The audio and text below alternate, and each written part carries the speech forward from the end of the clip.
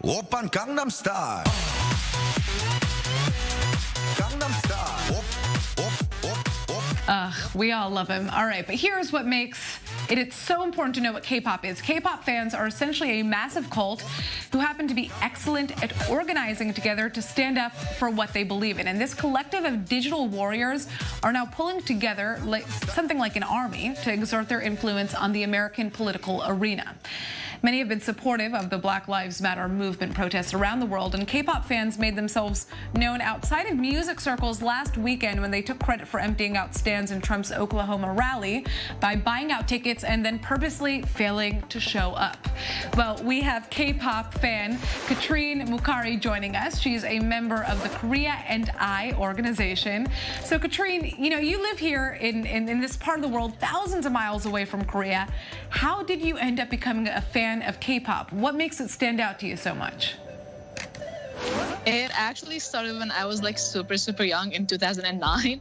My cousin just showed me a random video on YouTube of a group, and I loved the music, and that was it. But I got into K-pop like really into the community and all of that in 2013 when BTS debuted, and that's when I sort of found my voice through them. Interesting. You say you found your voice through them. What is it about K-pop fans that kind of brings them together so much and makes them so cohesive and able to work with one another and really just influence the internet? I mean, we already have this big amalgam of numbers and this power to just trend random things online, especially the BTS Army. So what makes it difficult if we turn this power that we have to fight for justice? Because we are also citizens of the world. We are also affected by these injustices. I think it's just mutually inclusive to each other that we are K-pop fans, we are BTS fans, but at the same time, we're also people. And this cohesiveness and the organization is already instilled within the fandoms. There is already an infrastructure available for us to organize quickly and mobilize quickly. Right, and when you say infrastructure, what are you talking about? You're talking about Facebook groups. Where are people coming together and talking to each other? It generally happens on Twitter, but when it comes to social issues and stuff like that, the BTS Army has a specific organization called One in a Million Army, where they've been around since 2017, and they have been responsible for starting around 6,000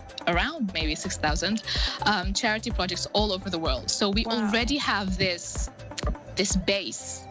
So we can only just build up from it and to go on top. So basically what you're saying is that when we heard these rumors that, all these K-pop fans were buying up tickets to the Trump rally and then not showing up, that was not one of the first times that they were making a political statement. Absolutely not. Absolutely not. It's happened before on a smaller scale, or maybe on a more personal scale in the community itself. It's just now we have the numbers, and now we have the power, and people are listening just now. We've always been like this because we're also people. We're also affected by these things. Well, when you say numbers, do you have an estimate of how many K-pop fans there are in the world? And then I'd also like to know what you think they stand for.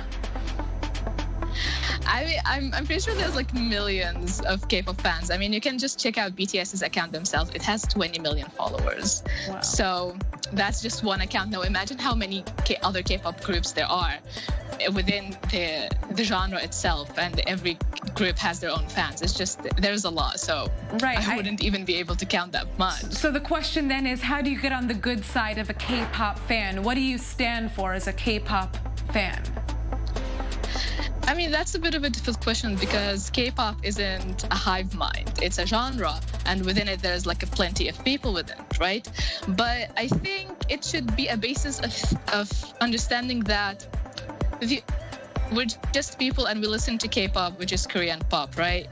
So one of the best ways to get on our good side is to just not disrespect us because we're listening to it. Because there is something to say about the fact that K-pop is mostly dominated by women, as in young fans, that they're women.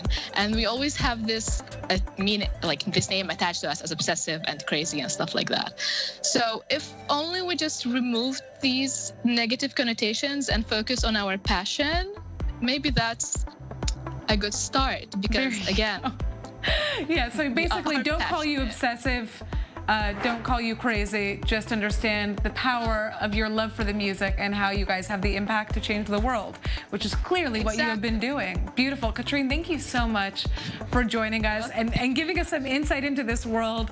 I have so many more questions to ask you, but that is for next time. Ask me any day.